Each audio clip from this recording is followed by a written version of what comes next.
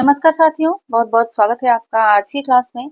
इस क्लास में हम छायावाद से संबंधित 100 महत्वपूर्ण प्रश्नों को हल करेंगे। सभी प्रश्न बहुत ही महत्वपूर्ण हैं आपकी परीक्षा की दृष्टि से। छायावाद की एक फास्ट रिवीजन क्लास हुई थी कल और उसी क्लास पर आधारित ये सभी प्रश्न हैं। तो इन प्रश्नों को हल कीजिए और देखिए कि आपके कितने प्रश्न छायावाद से सही हो रहे हैं। अगर इसमें से प्रश्न गलत हो रहे हैं तो आप उस क्लास को जाकर दोबारा देखिएगा, जिससे कि आपका रिवीजन हो जाए। देखते हैं प्रश्न संख्या 17। छायावाद की प्रयोगशाला का प्रथम आविष्कार किस काव्य कृति को कहा गया है? कुररी के प्रति, झरना, पल्लव और जूही की कली। किस रचना को छायावाद की प्रयोगशाला का प्रथम आविष्कार कहा जाता है? वह रचना है झरना। झरना का प्रकाशन वर्ष कब है? 1918 ईस्वी में। अगला प्रश्न है, जयशंकर प्रसाद को छायावाद का प्रवर्तक किसने माना है? शुक्ल जी ने, महावीर प्रसाद द्विवेदी ने, इलाचंद जोशी ने या नंद दुलारी वाजपेयी ने? जयशंकर प्रसाद को छायावाद का प्रवर्तक जो है इलाचंद जोशी मानते हैं। ऑप्शन सी इसका राइट आंसर हो जाएगा, इलाचंद जोशी। गणपति चंद्रगुप्त भी छायावाद का प्रवर्तक जयशंकर प्रसाद को ही मानते हैं और सर्वमान्य तथ्य भी है। लेकिन अगर बात रामचंद्र शुक्ल जी की, तो यह छायावाद का प्रवर्तक मुकुटधर पांडे और मैथिली शरण गुप्त को मानते हैं। इसके अलावा नंद दुलारी वाजपेयी, सुमित्रा नंदन पंत को छायावाद का प्रवर्तक मानते हैं। ठीक है। प्रश्न संख्या 119 देखिए, यानी कि 19। आप कमेंट में 19 लिखकर जवाब दे सकते हैं। छायावादी कविता कुररी के प्रति किसकी रचना है? प्रसाद, निराला, महादेवी वर्मा या मुकुटधर पांडे? कुररी के प्रति किसकी रचना है?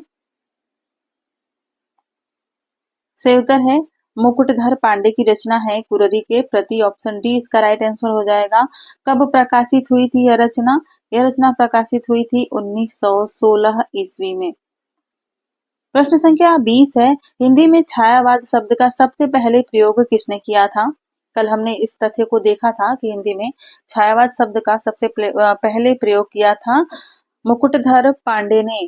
कब किया था? मुकुटधर पांडे ने 1920 ईस्वी में। 1920 ईस्वी में एक निबंध लिखा था हिंदी में छायावाद, और वह श्री शारदा पत्रिका में प्रकाशित हुआ था। तो 1920 ईस्वी में मुकुटधर पांडे ने छायावाद शब्द का सबसे पहले प्रयोग किया था।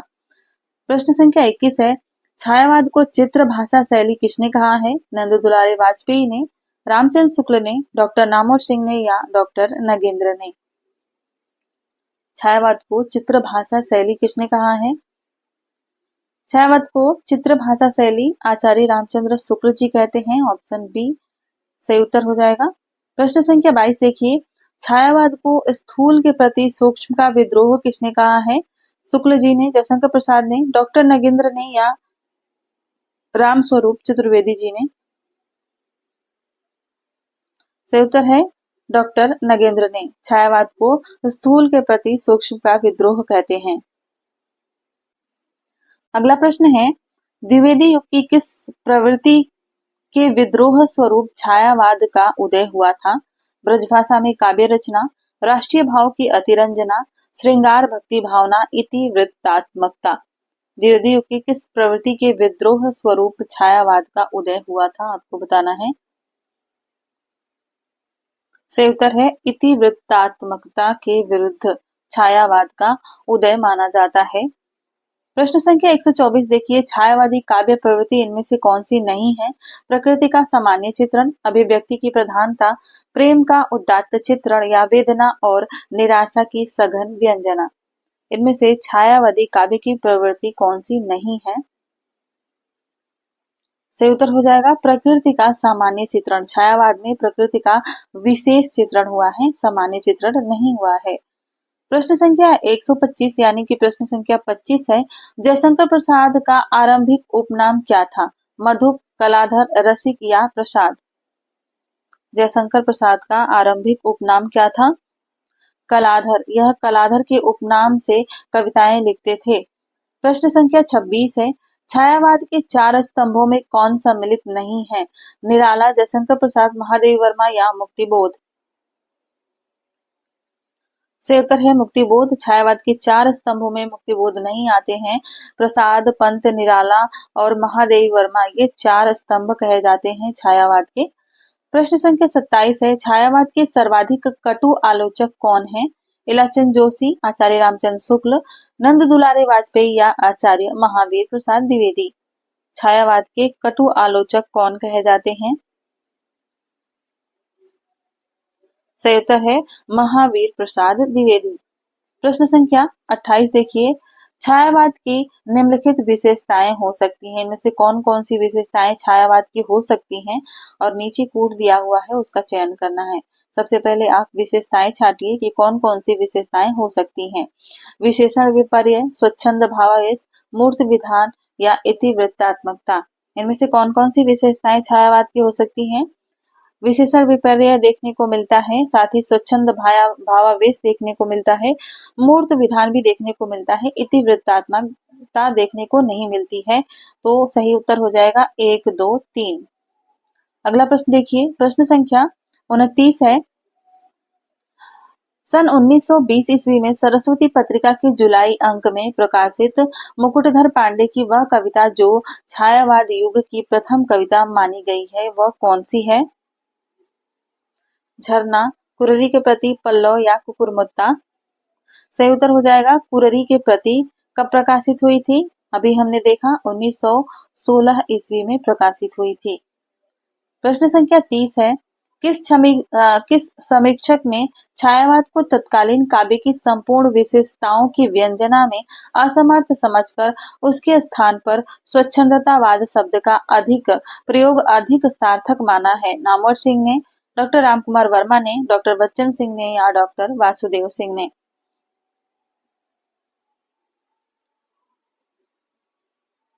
सही उत्तर है डॉक्टर बच्चन सिंह ने। डॉक्टर बच्चन सिंह छायावाद को स्वच्छंदतावाद के रूप में स्वीकार करते हैं। ऑप्शन सी इसका राइट आंसर हो जाएगा। अलग अलग विद्वानों ने छायावाद को अलग अलग रूप में ग्रहण किया है, अलग अलग अर्थ के रूप में ग्रहण किया है। अगर बात करें महावीर प्रसाद द्विवेदी की, तो यह इसे अन्योक्ति पद्धति के रूप में ग्रहण करते हैं। वहीं मुकुटधर पांडे की बात करें तो यह इसे रहस्यवाद के रूप में ग्रहण करते हैं। शुक्ल जी इसे शैली वैचित्र्य, मधुचर्या या चित्र भाषा के रूप में ग्रहण करते हैं। और सुमित्रा नंदन पंत सौंदर्य की छाया के रूप में ग्रहण करते हैं। डॉक्टर नगेंद्र सूक्ष्म स्थूल के प्रति सूक्ष्म का विद्रोह करते हैं। उसके अलावा अगर बात करें हजारी प्रसाद द्विवेदी जी को, तो यह व्यंग्यार्थ प्रधान शैली के रूप में ग्रहण करते हैं। ठीक है, इन सभी को नोट कर लीजिएगा जितना भी मैं बोल रही हूँ। निराला भी रहस्यवाद के रूप में छायावाद को ग्रहण करते हैं। और महादेवी वर्मा सर्वात्मवाद एवं प्रकृति के माध्यम से जीवन का उद्गीत के रूप में इसे ग्रहण करती हैं। रामविलास शर्मा इसे थोथी नैतिकता, रूढ़िवाद और साम्राज्यवाद के विरुद्ध विद्रोह कहते हैं। वहीं रामस्वरूप चतुर्वेदी छायावाद को शक्ति काव्य कहते हैं। ये सभी तथ्य आप लोग नोट कर लीजिएगा। हाँ, ये तथ्य जो मैं आपको व्याख्या के रूप में बताती हूँ, ये इस बुक में नहीं दिए हुए हैं, ये मैं अपनी तरफ से करवा रही हूँ। ठीक है, प्रश्न संख्या 31 देखिए, जयशंकर प्रसाद की वह लंबी कविता कौन सी है जिसे आज की नई कविता के खंड काव्यों की नींव माना जाता है? अयोध्या का उद्धार, वन मिलन, प्रेम राज्य या महाराणा का महत्व।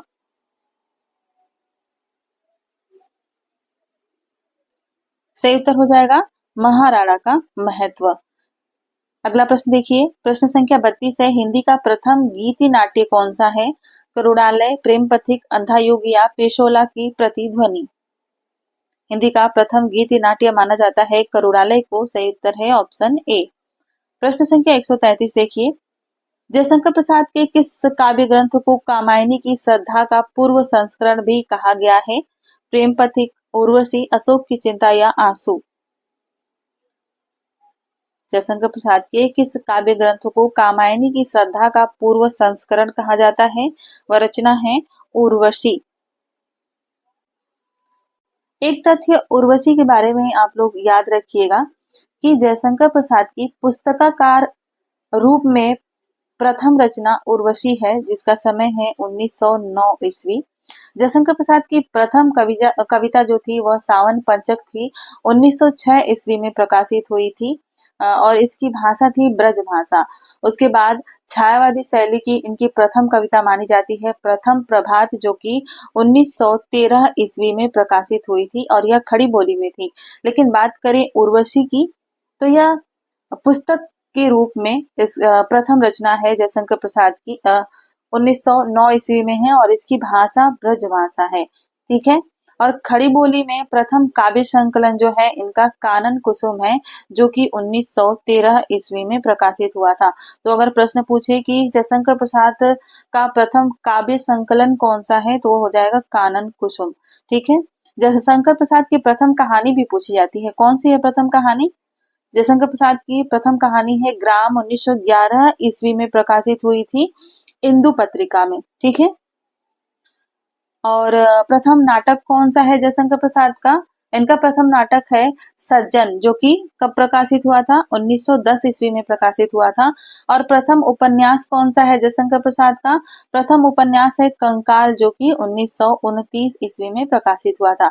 ये सभी तथ्य आप लोग नोट कर लीजिएगा। ठीक है। प्रश्न संख्या 34 देखते हैं। कामायनी में कितने सर्ग हैं?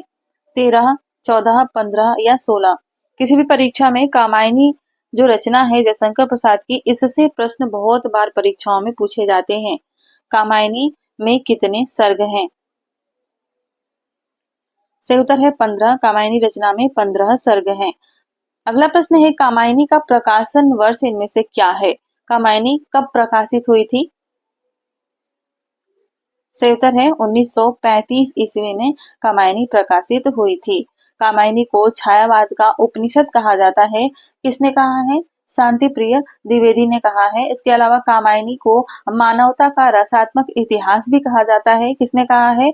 नंद दुलारे वाजपेयी ने और शुक्ल जी ने, दोनों ने कहा है। प्रश्न संख्या 36 देखिए। कामायनी के सर्गों का सही अनुक्रम इनमें से क्या है?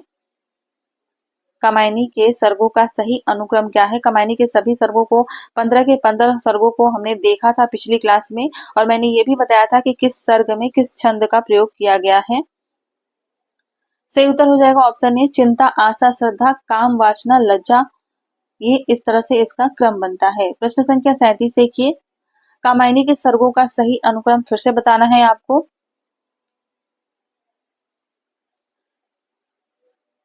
सही उत्तर है लज्जा, कर्म, ईर्ष्या, ईड़ा, स्वप्न। ठीक है। प्रश्न संख्या 38 में भी आपको कामायनी के सर्गों का सही अनुक्रम बताना है, और ये ऑप्शन रहे, छोटा करना ही पड़ेगा मुझे।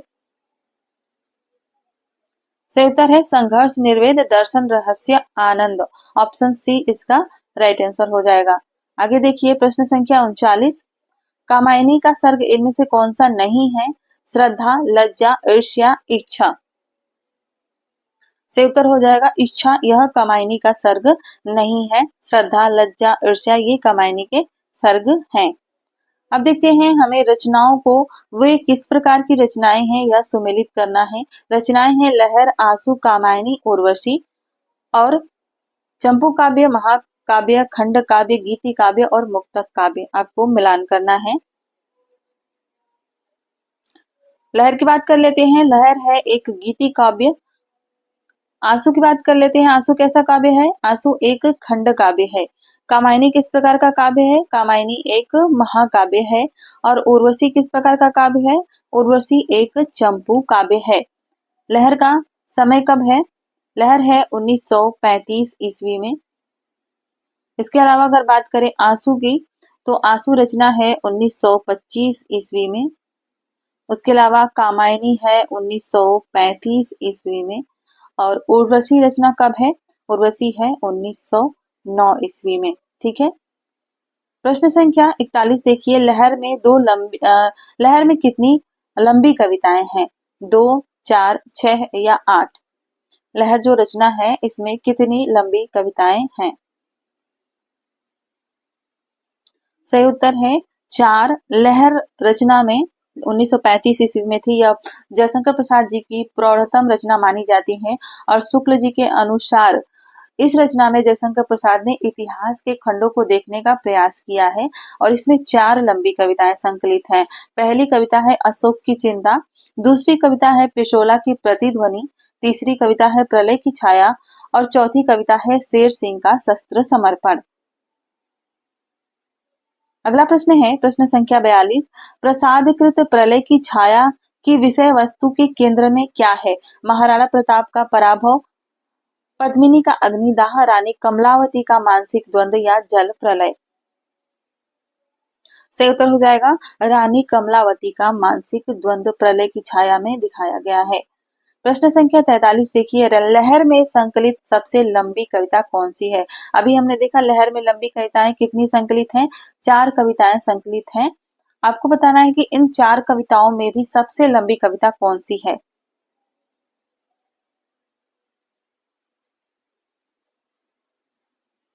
सही उत्तर है प्रलय की छाया, यह सबसे लंबी कविता है।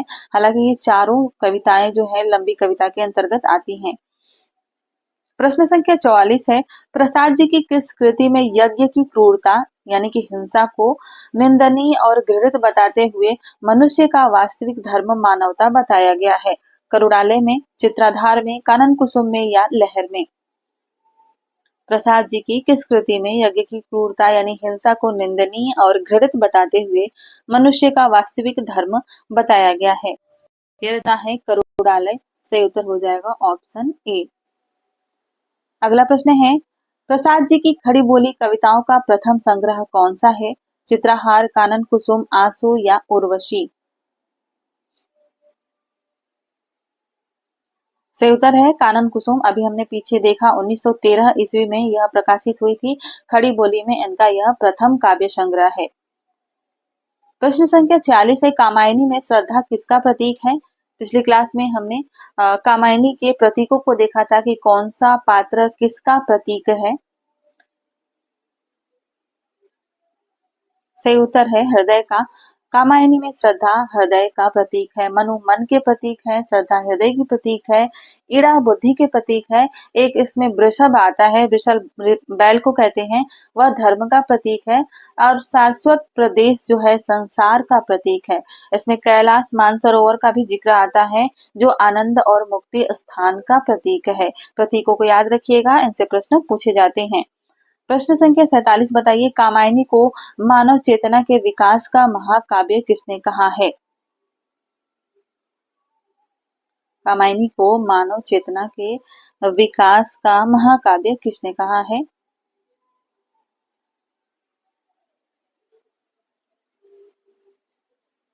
सही उत्तर है डॉक्टर नगेंद्र। अगला प्रश्न देखते हैं, प्रश्न संख्या 48 है, कामायनी को मानवता का रसात्मक इतिहास किसने कहा है?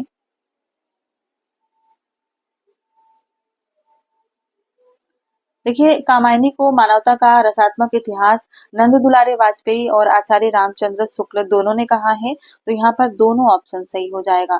ठीक है। प्रश्न संख्या 49 देखिए, कामायनी का उद्देश्य इनमें से क्या है?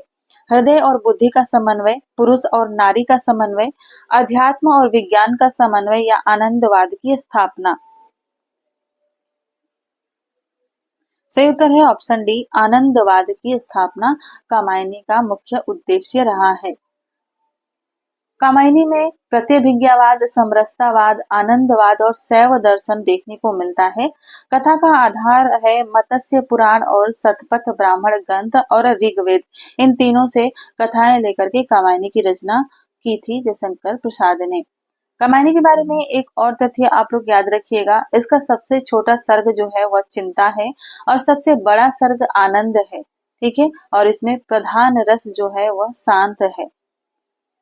प्रश्न संख्या 50 बताइए, जयशंकर प्रसाद की रचनाओं का प्रकाशन के अनुसार सही अनुक्रम बताना है और रचनाएं हैं झरना, आंसू, लहर और कामायनी। झरना की बात कर लेते हैं, झरना कब है? 1918 ईस्वी में। आंसू कब है? आंसू का समय है 1925 ईस्वी में।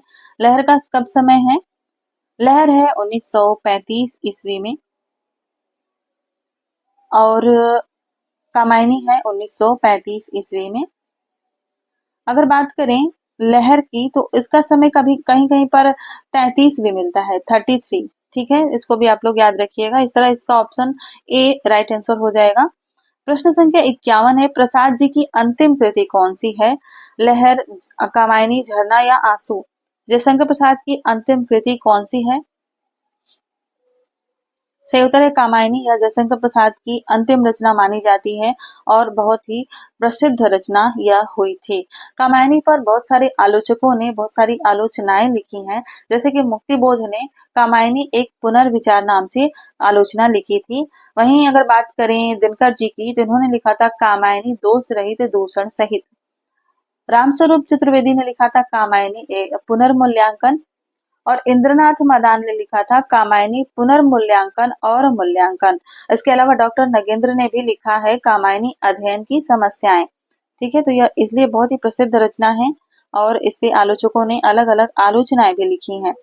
प्रश्न संख्या 52 देखिए, कामायनी के किन सर्गों में पूंजीवादी सभ्यता और वर्ग संघर्ष का संकेत देखने को मिलता है?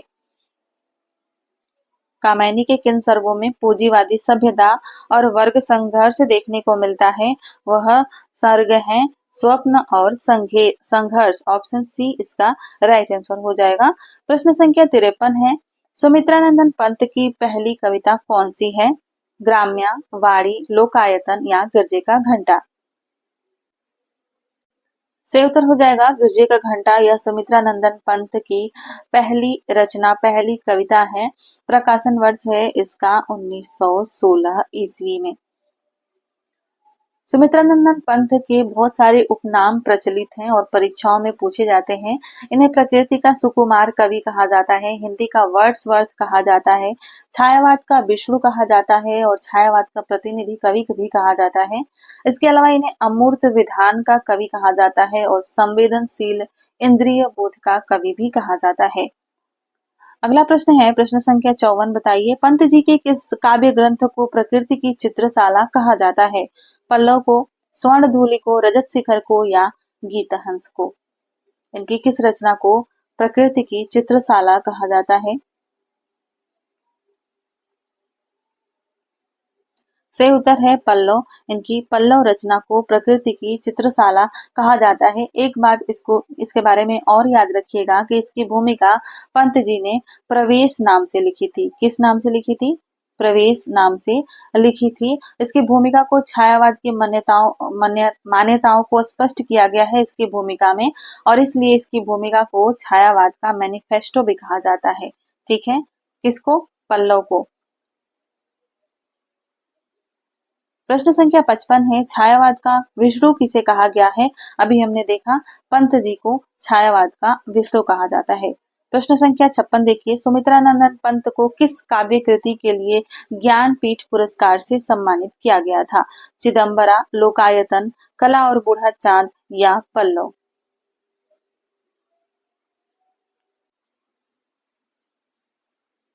सही उत्तर हो जाएगा चिदंबरा। चिदंबरा पर सुमित्रानंदन पंत को ज्ञानपीठ पुरस्कार से सम्मानित किया गया था। प्रश्न संख्या 57 देखिए, सुमित्रानंदन पंत की वह कृति जिसके लिए उन्हें सोवियत लैंड पुरस्कार से सम्मानित किया गया था? चिदंबरा, लोकायतन, युगांत या स्वर्ण किरण? सुमित्रानंदन पंत की किस रचना पर उन्हें सोवियत लैंड नेहरू पुरस्कार दिया गया था? तो वह रचना है लोकायतन। लोकायतन पर इन्हें सोवियत लैंड नेहरू पुरस्कार मिला था। लोकायतन का प्रकाशन वर्ष कब है? यह 1964 ईस्वी में प्रकाशित हुई थी और यह पुरस्कार जो मिला था यह 1965 ईस्वी में मिला था। ठीक है, इस रचना में 7 सर्ग हैं और सर्गों को द्वार कहा गया है। ठीक है, अगला प्रश्न है प्रश्न संख्या 58, पंत जी की किस रचना के लिए साहित्य अकादमी पुरस्कार से सम्मानित किया गया था? उत्तरा, युगवाणी, कला और बूढ़ा चांद या वीणा? पंत जी की किस रचना के लिए उन्हें साहित्य अकादमी पुरस्कार मिला था? सही उत्तर है कला और बूढ़ा चांद के लिए इन्हें साहित्य अकादमी पुरस्कार से सम्मानित किया गया था। कला और बूढ़ा चांद का प्रकाशन वर्ष है 1959 ईस्वी और यह गद्य गीतों का संकलन है। 1960 ईस्वी में इन्हें इस रचना के लिए साहित्य अकादमी पुरस्कार प्राप्त हुआ था। अगला प्रश्न देखिए, अगला प्रश्न है लोकायतन किस प्रकार की रचना है? मुक्तक काव्य, गीति नाट्य, चंपू या प्रबंध काव्य? लोकायतन किस प्रकार की रचना है? सही उत्तर है प्रबंधात्मक महाकाव्य है, यानी कि प्रबंध काव्य है। ऑप्शन डी इसका राइट आंसर हो जाएगा। प्रश्न संख्या 60 बताइए, सुमित्रानंदन पंत की अभिव्यक्ति का सर्व प्रमुख माध्यम क्या रहा है? गीति काव्य, गीति नाट्य, खंड काव्य या प्रबंध काव्य? या इस प्रश्न को इस तरह से भी पूछ सकते हैं कि सुमित्रानंदन पंत ने काव्य की किस क्षेत्र में ज्यादा रचनाएं की हैं? सही उत्तर है गीति काव्य। ऑप्शन बी इसका राइट आंसर हो जाएगा। अगला प्रश्न है प्रश्न संख्या 61, भावी पत्नी के प्रति कविता के रचयिता कौन है? बालकृष्ण शर्मा, नवीन, सुमित्रानंदन पंत, सियाराम शरण गुप्त या जयशंकर प्रसाद? भावी पत्नी के प्रति किसकी रचना है? सही उत्तर है सुमित्रानंदन पंत की रचना। ऑप्शन बी इसका राइट आंसर हो जाएगा। प्रश्न संख्या 62 देखिए, प्रश्न संख्या 62 है, मार्क्सवादी दर्शन से प्रभावित रचनाएं इनमें से कौन सी हैं? वीणा और गुंजन, ग्रंथि और पल्लव, युगवाणी और ग्राम्य या पल्लव और गुंजन? मार्क्सवादी दर्शन से प्रभावित रचनाएं इनमें से कौन सी हैं? सही उत्तर है युगवाणी और ग्राम्य। युगवाणी का प्रकाशन वर्ष है 1939 ईस्वी। यह 1939 ईस्वी में प्रकाशित हुई थी और इस रचना को पंत जी ने अपने युग की वीणा कहा है। इसमें गांधीवाद और मार्क्सवाद से प्रेरित कविताएं हैं। इस रचना के लिए आचार्य विश्वनाथ प्रसाद मिश्र जी कहते हैं कि पूर्व की रचनाओं में अध्यात्म और प्रेम का राग अलापने वाला कवि इस रचना में आकर रोटी और मकान का राग अलापने वाला बन जाता है और यही युग सत्य भी था। इसके अलावा यह जो ग्राम्य रचना है यह 1940 ईस्वी में प्रकाशित हुई थी। शुक्ल जी इसे युगवाणी का विस्तार मानते हैं। युगवाणी जो रचना है इसी का यह विस्तार मानते हैं।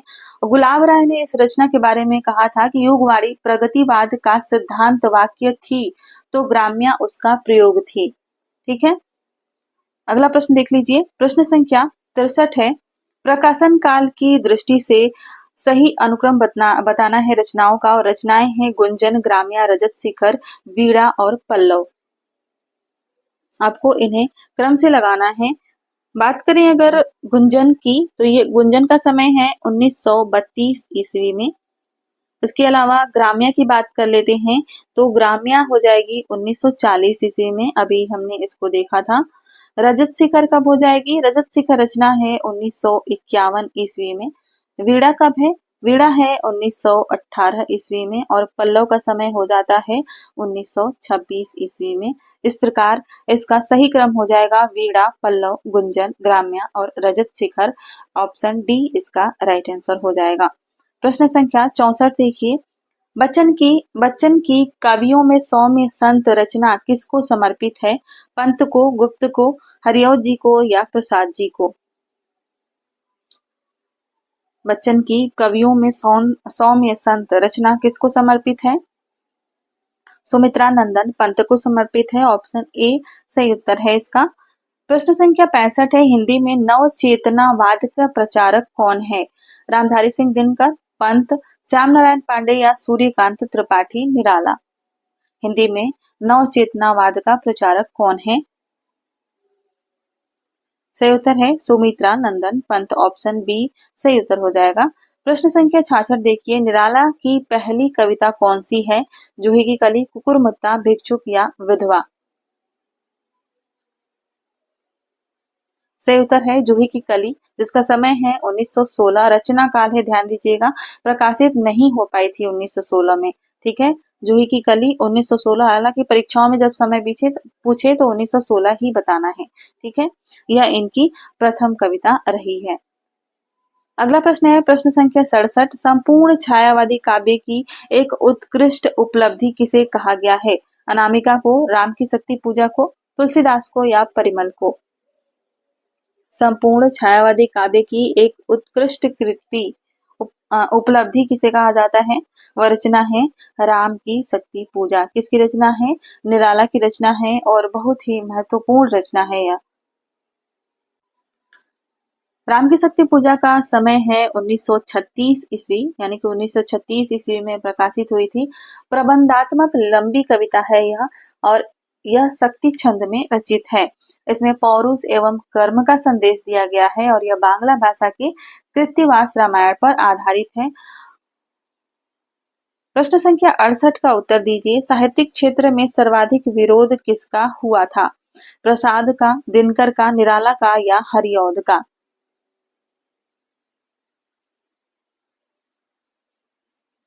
सही उत्तर है निराला का। साहित्यिक क्षेत्र में सर्वाधिक विरोध जो हुआ है वह निराला का ही हुआ है।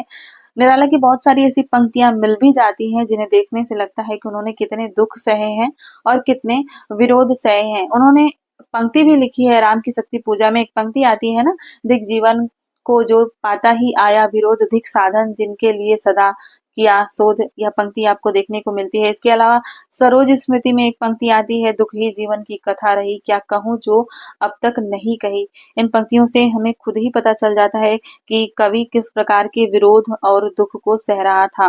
ठीक है। प्रश्न संख्या 69 देखिए। हिंदी साहित्य में महाप्राण शब्द किसके लिए प्रयुक्त किया जाता है? प्रसाद, पंत, महादेवी या निराला? सही उत्तर है निराला। निराला को महाप्राण भी कहा जाता है। निराला के बहुत सारे उपनाम भी हुए हैं। निराला के बचपन का नाम अगर देखें तो इनका नाम था सूर्य कुमार, जिसे बाद में इन्होंने सूर्यकांत कर लिया था। उसके अलावा इन्हें छायावाद का महेश भी कहा जाता है, नए कवियों का गोरखनाथ भी कहा जाता है, बसंत का अग्रदूत कहा जाता है, महाप्राण तो कहा ही जाता है, छायावाद, प्रगतिवाद और प्रयोगवाद का पथ प्रदर्शक भी कहा जाता है। ओज एवं औदात्य का कवि भी कहा जाता है। ओज एवं औदात्य का कवि रामविलास शर्मा ने इन्हें कहा था। ठीक है। अगला प्रश्न है प्रश्न संख्या 70। निराला की किस कविता को महाकाव्यात्मक रचना कहा जाता है?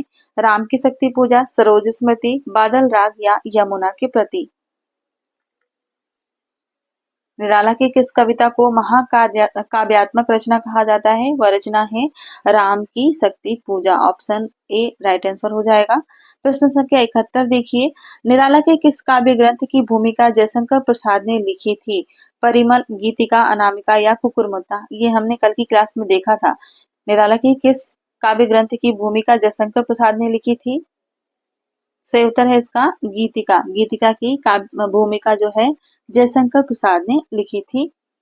प्रश्न संख्या 72 देखिए। सन 1949 में उत्तर प्रदेश सरकार ने निराला जी को किस काव्य ग्रंथ के लिए 2100 रुपए से पुरस्कृत किया था? तुलसीदास, नए पत्ते, अपरा या आराधना? सही उत्तर है इसका अपरा। अपरा रचना के लिए इन्हें 2100 रुपए मिले थे। निराला जी ने अपनी किस रचना में महाभारत से लेकर मुगल शासन काल तक देश के इतिहास का सिंहावलोकन करते हुए उसके शौर्य, ज्ञान और वैभव का स्मरण किया है? दान में, तुम और मैं, गीत गूंज या दिल्ली? कौन सी रचना में?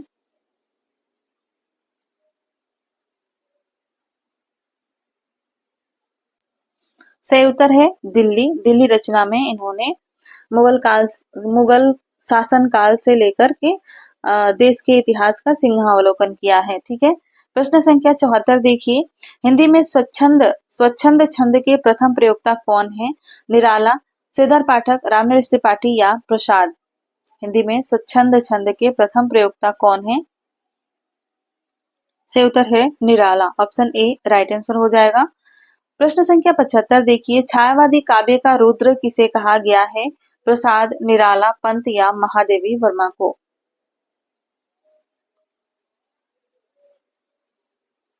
सही उत्तर है निराला। निराला को छायावादी काव्य का रुद्र भी कहा जाता है। प्रश्न संख्या 76 है। आधुनिकता, समसामयिकता, स्वच्छंदता और बौद्धिकता में नए कवियों का गोरखनाथ किसे कहा गया है? नागार्जुन, अज्ञेय, निराला या उपर्युक्त में से कोई नहीं?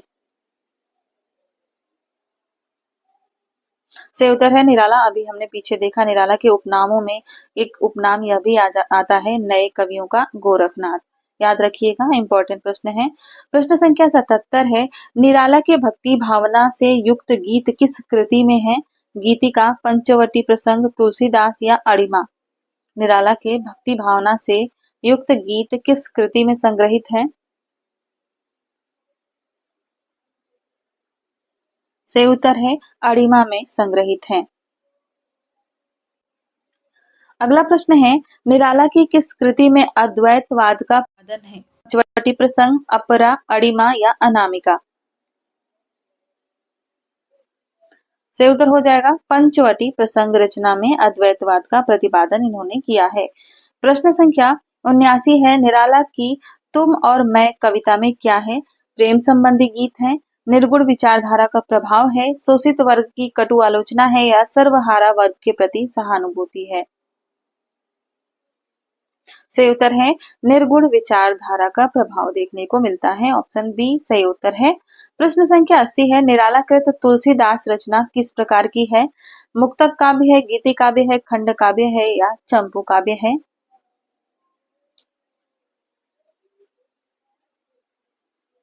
सही उत्तर है खंड काव्य।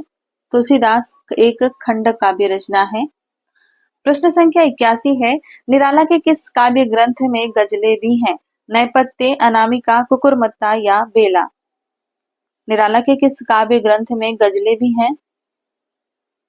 सही उत्तर है इसका बेला में, ऑप्शन डी सही उत्तर है। प्रश्न संख्या 82 है, हिंदी संसार का सर्वाधिक प्रसिद्ध शोक गीत माना जाता है? सरोज स्मृति, बापू स्मृति, मंदोदरी विलाप या इन सभी को? सही उत्तर है सरोज स्मृति निराला की रचना है जिसे इन्होंने अपनी पुत्री के निधन पर लिखा था। प्रश्न संख्या 83 है, आर्थिक विषमता को उद्घाटित करने वाली रचना कौन सी है? भिक्षुक, तोड़ती पत्थर, विधवा या अपरा?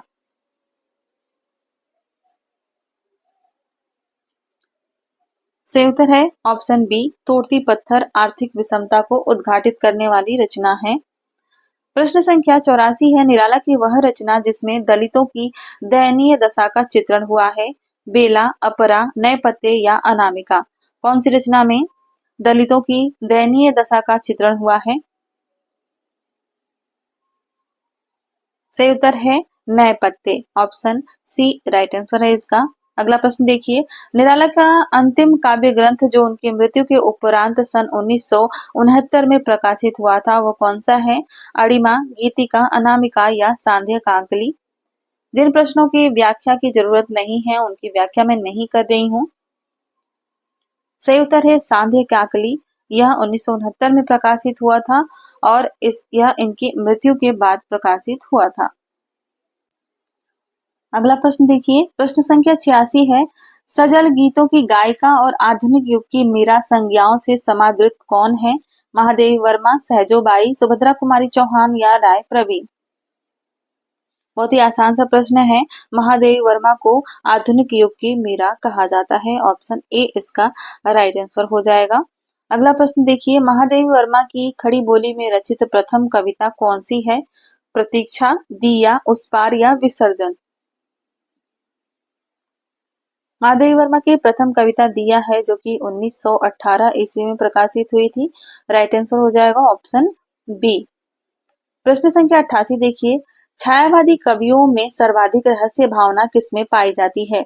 निराला में, जयशंकर प्रसाद में, महादेवी वर्मा में या सुमित्रा नंदन पंत में?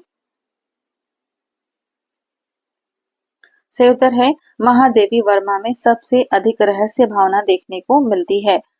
प्रश्न संख्या 89 है, महादेवी वर्मा की बौद्ध दर्शन से प्रभावित रचना कौन सी है? निहार, निर्जा, सांध्य गीत या रश्मि?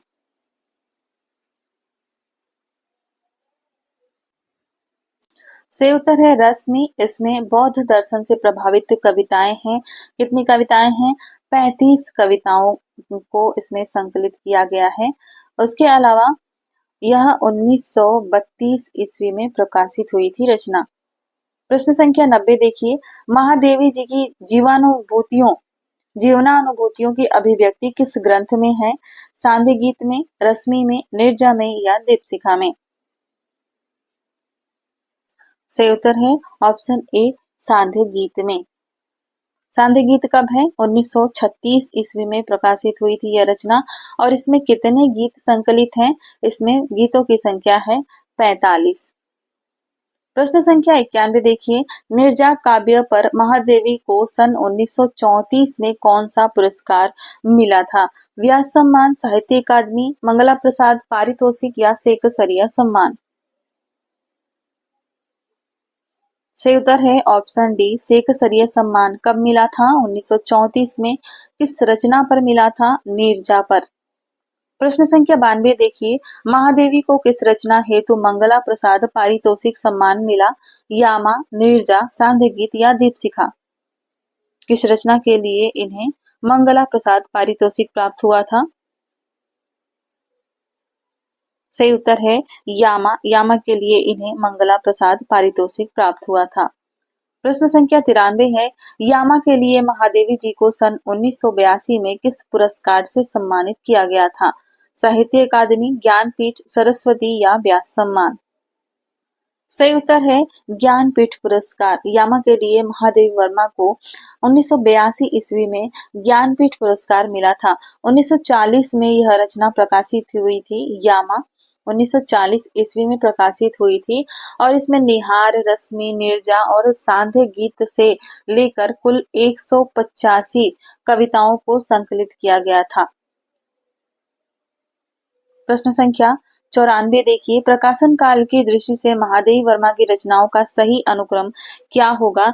रचनाएं हैं निहार, नीरजा, निहार, रश्मि और सांध्य गीत। हमने कल की क्लास में देखा था कि इन्हें किस तरह से ट्रिक से भी याद रख सकते हैं। सबसे पहले रचना आएगी निहार, जो कि इसका समय हो जाएगा 1930। नीरजा का समय क्या है? 1935 है। इसके अलावा रश्मि कब है? रश्मि है 1932 ईस्वी में, अभी हमने देखा। सांध्य गीत कब है? 1936 ईस्वी में है। इस तरह से इसका क्रम हो जाएगा निहार, रश्मि, नीरजा और सांध्य गीत, यानी कि ऑप्शन सी राइट आंसर हो जाएगा।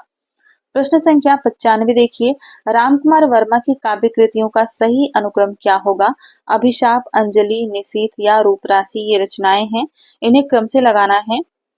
बात करें अगर अभिशाप की, तो अभिशाप का समय है 1930 ईस्वी। रामकुमार वर्मा छायावाद के अंतर्गत ही आते हैं। अंजलि की बात करें तो अंजलि का समय है 1929 ईस्वी। निशीथ की बात करें तो निशीथ का समय है 1933 ईस्वी। और उसके अलावा रूप राशि जो रचना है, इसका समय है 1931 ईस्वी में। इस तरह से सही उत्तर हो जाएगा इसका। सबसे पहले आएगी अंजलि, अभिशाप, रूप राशि और निशीथ, यानी कि ऑप्शन डी इसका राइट आंसर हो जाएगा। अब देखते हैं हम प्रश्न संख्या 196 से 204 तक जो है पंक्तियों से संबंधित प्रश्न हैं। आपको पंक्तियां देखनी है और बतानी है कि यह पंक्तियां किसकी हैं। सबसे पहले है अरुण यह मधुमय देश हमारा, यह किसकी पंक्ति है? यह रचना है जयशंकर प्रसाद के चंद्रगुप्त नाटक से। ऑप्शन ए इसका सही उत्तर है। प्रश्न संख्या 97 है, दुख की पिछली रजनी बीच विकसता सुख का नवल प्रकाश, यह किस रचना से पंक्ति है? सही उत्तर है कामायनी। कामायनी की यह पंक्तियां हैं, जयशंकर प्रसाद की रचना है। प्रश्न संख्या 98 देखिए, तुम वहन कर सको जन मन में मेरे विचार, वाणी मेरी चाहिए तुझको क्या अलंकार, यह पंक्तियां किसकी हैं? महादेवी वर्मा की, सूर्यकांत त्रिपाठी निराला की या जयशंकर प्रसाद की या पंत जी की? आपको बताना है यह पंक्तियां किसकी हैं। बहुत ही महत्वपूर्ण पंक्तियां हैं। यह पंक्तियां हैं सुमित्रा नंदन पंत जी की। प्रश्न संख्या 99 है, है अमा निशा, उगलता गगन घन अंधकार, खो रहा दिशा का ज्ञान, स्तब्ध है पवन चार, राम की शक्ति पूजा, बादल राग, तुलसीदास या कुकुरमुत्ता? रामधारी सिंह दिनकर की यह पंक्तियां हैं, माफ कीजिएगा निराला की यह पंक्तियां हैं राम की शक्ति पूजा से। ऑप्शन ए इसका राइट आंसर है। प्रश्न संख्या 200 है, वियोगी होगा पहला कवि, आह से उपजा होगा गान, निकलकर नैनों से चुपचाप बही होगी कविता अनजान। यह खूबसूरत सी पंक्तियां आपको बतानी है किस कवि की हैं।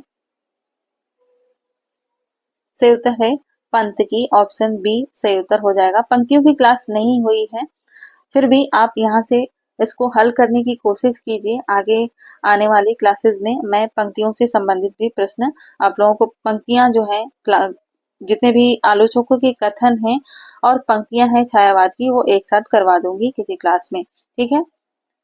प्रश्न संख्या 201 है, तेरा वैभव देखूं या जीवन का क्रंदन देखूं, किसकी पंक्तियां हैं? निराला, जयशंकर प्रसाद, महादेवी वर्मा या सुमित्रा नंदन पंत? यह पंक्तियां हैं महादेवी वर्मा की। सही उत्तर है ऑप्शन सी। प्रश्न संख्या 202 है, सब बुझे दीपक जला लो, घिर रहा तम आज दीपक रागिनी अपनी जगा लो। यह पंक्ति किसकी है? यह है महादेवी वर्मा की पंक्ति। ऑप्शन डी सही उत्तर हो जाएगा। प्रश्न संख्या 203 देखिए, दुख मेरे निकट का ऐसा काव्य है जो सारे संसार को एक सूत्र में बांधे रखने की क्षमता रखता है। यह किसकी पंक्ति है? सही उत्तर है महादेवी वर्मा। यह भी महादेवी वर्मा की पंक्ति है। अच्छा, महादेवी वर्मा के बारे में एक डॉक्टर बच्चन सिंह का कथन है, याद रखिएगा। ये कहते हैं कि वास्तविकता तो यह है कि वे चाहे जो कुछ हो रहस्यवादी नहीं है, वे अंधेरे से जूझती हुई निष्कंप दीपशिखा हैं। यह बच्चन सिंह का कथन है महादेवी वर्मा के बारे में। तो यह प्रश्न पूछा जा सकता है, प्रश्न बन सकता है। अच्छा कथन है, तो याद रखिएगा। इसके अलावा शुक्ल जी इनके बारे में कहते हैं कि छायावादी कहे जाने वाले कवियों में महादेवी ही रहस्यवाद के भीतर रही है। यह शुक्ल जी का कथन बहुत बार पूछा जा चुका है, ठीक है, तो इसलिए मैं यहाँ पर आप लोगों को बता रही हूँ। अगला कथन है, परमात्मा की छाया आत्मा में पड़ने लगती है और आत्मा की छाया परमात्मा में, यही छायावाद है। यह कथन किसका है? 204 का उत्तर क्या होगा? रामकुमार वर्मा। यह कथन रामकुमार वर्मा जी का है। प्रश्न संख्या 205 देखिए, कुछ पंक्तियां हैं और हमें रचनाकारों से मिलान करना है। पंक्तियां हैं, अब अभिव्यक्ति के सारे खतरे उठाने ही होंगे, सबने भी अलग अलग संगीत सुना, नैन में जिसके जलद वह त्रिसिक चातक हो, या असनी पात से साहित उन्नत सतसत वीर। ये सभी पंक्तियां बहुत ही महत्वपूर्ण हैं, तो आपको बताना है कि ये पंक्तियां किसकी हैं। पंक्ति ए को लेते हैं, अभिव्यक्ति के सारे खतरे उठाने ही होंगे, मुक्ति बोध की यह पंक्ति है और पूछी जा चुकी है परीक्षाओं में। सबने भी अलग अलग संगीत सुना, यह अज्ञेय की पंक्ति है, अज्ञेय की पंक्ति है। उसके अलावा नयन में जिसके जलद वह त्रिसिक चातक हो, यह महादेवी वर्मा की पंक्ति है। उसके अलावा अगर बात करें, असनी पात से साहित उन्नत सतसत वीर, यह किसकी पंक्ति हो जाएगी? निराला की पंक्ति हो जाएगी। प्रश्न संख्या 206 देखिए, कौन सा युग्म संगत है? सखी वे मुझसे कह के जाते, महादेवी वर्मा। आह वेदना मिली विदाई, जसंत प्रसाद। एक बार बस और नाच तू श्यामा पंत, या दुख सबको मांझता है, निराला।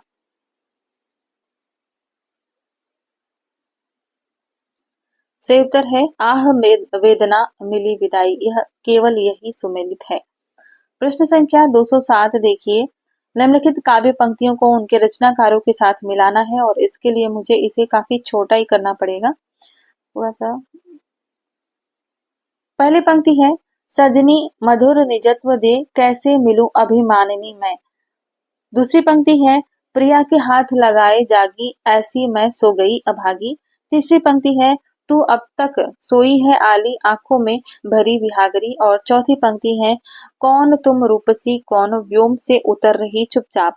ये प्रश्न बहुत ही महत्वपूर्ण है, अगर डीपली प्रश्न परीक्षा में बने तो ऐसे ही बनेगा। तो सबसे पहले पंक्ति जो देख लेते हैं, सजनी मधुर निजत्व दे। यह पंक्ति जो है महादेवी वर्मा की पंक्ति है, यानी कि 4 का ए हो जाएगा।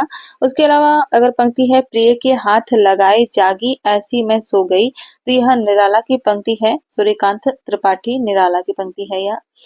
उसके बाद, तू अब तक सोई है आली, आंखों में भरी विहागरी, यह किसकी पंक्ति है? यह पंक्ति है जयशंकर प्रसाद की पंक्ति। और कौन तुम रूपसी, कौन व्योम से उतर रही चुपचाप, यह सुमित्रा नंदन पंक्ति की पंक्ति है। ठीक है, आगे बढ़ते हैं। 208 नंबर का प्रश्न है, निम्नलिखित काव्य ग्रंथों को उनके रचनाकारों के साथ सुमेलित करना है। और ये रचनाकार हैं और काव्य ग्रंथ हैं इधर, प्रेम संगीत, बुद्ध और नाच घर, विराम चिन्ह और सप्तपर्णा। रचनाकार है महादेवी वर्मा, रामेश्वर शुक्ल अंचल, हरिवंश राय बच्चन, भगवती चरण वर्मा और जयशंकर प्रसाद। प्रेम संगीत किसकी रचना है? भगवती चरण वर्मा की रचना है। बुद्ध और नाचघर किसकी रचना है? रचना है हरिवंश राय बच्चन की, जो हालावाद के प्रवर्तक हैं। उसके अलावा विराम चिन्ह की बात कर लेते हैं, तो यह रामेश्वर शुक्ल अंचल की रचना है। और सप्तपर्णा जो है महादेवी वर्मा की रचना है, बहुत ही महत्वपूर्ण रचना है सप्तपर्णा। अगला प्रश्न देखते हैं। अगला प्रश्न है प्रकाशन काल की दृष्टि से सही अनुक्रम क्या होगा? मधुशाला, निशा निमंत्रण, प्रणय पत्रिका या त्रिभंगिमा? प्रकाशन काल की दृष्टि से सही अनुक्रम क्या होगा? सबसे पहले बात करिए मधुशाला की। इसका समय होता है 1935 में। हरिवंश राय बच्चन की रचना है। निशा निमंत्रण की बात करें तो यह 1938 में है। यह भी हरिवंश राय बच्चन की ही रचना है। प्रणय पत्रिका की बात करें तो यह है 1955 ईस्वी में। और त्रिभंगिमा कब है? 1961 ईस्वी में। इस तरह से ऑप्शन ए ही इसका राइट आंसर हो जाएगा। प्रगतिवाद को हम सबसे पहले प्रगतिवाद की फास्ट रिवीजन करेंगे, उसके बाद ही प्रगतिवाद के टेस्ट को हम लोग देखेंगे। तो मिलते हैं अगली क्लास में। तब तक के लिए पढ़ाई अपनी मन से कीजिए। परीक्षा का दिन नजदीक आ चुका है। मिलते हैं अगली क्लास में। धन्यवाद।